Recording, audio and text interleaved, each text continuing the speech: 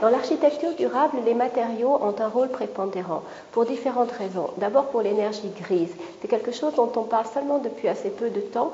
L'énergie grise, c'est l'énergie qui a été nécessaire à la fois pour extraire le matériau, si c'est un minerai, pour le transporter sur le site de sa transformation et aussi après pour le transporter jusqu'au chantier. C'est aussi l'énergie qui est nécessaire pour le mettre en œuvre et ensuite qui est nécessaire pour démolir le bâtiment, le déconstruire et pour éliminer les déchets en fin de vie. Cette énergie grise peut être très très importante. Pour un matériau comme l'aluminium par exemple, elle est plusieurs centaines de fois plus importante que pour le bois.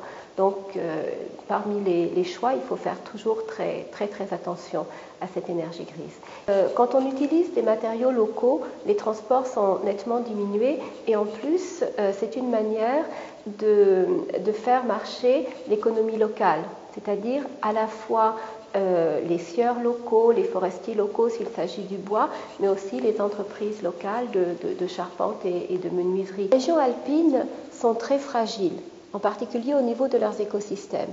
Ce sont aussi des régions où il est de plus en plus difficile d'avoir du travail et où on a un exode rural très important. Je pense qu'il faut non seulement freiner l'exode rural, mais aussi essayer d'inciter certaines personnes à retourner dans les campagnes.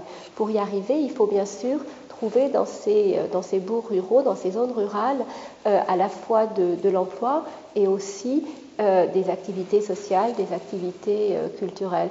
Pour arriver à construire une architecture durable, il y a de très nombreux critères qui rentrent en compte. Cela veut dire qu'on a besoin d'une équipe pluridisciplinaire, avec à chaque fois des gens qui ont des compétences très particulières. C'est ce que j'appelle une approche holistique, c'est-à-dire une approche multicritère, une approche où on essaye à chaque fois de trouver le meilleur compromis entre des choix, des décisions qui concernent soit l'énergie, soit le matériau, soit l'usage ou soit le climat, l'adaptation au site. C'est-à-dire que le rôle de l'architecte est en train de changer vers un rôle de médiateur entre les différents compromis qui doivent être pris pour construire durable.